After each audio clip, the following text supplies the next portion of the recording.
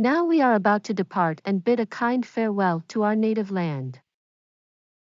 The land which the Great Spirit gave to our fathers, we are on the eve of leaving the land that gave birth to us. It is with sorrow that we are forced by the white man to leave the scenes of our childhood. We bid farewell to it and all that is dear to us.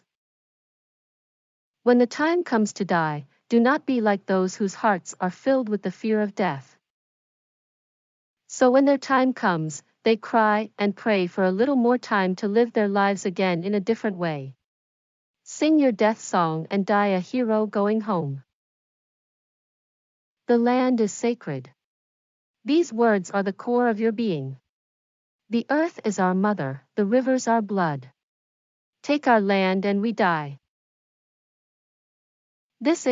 We have learned to be patient observers like an owl. We learned cleverness from the crow and courage from the jay. Who will attack an owl 10 times its size to drive it from its territory?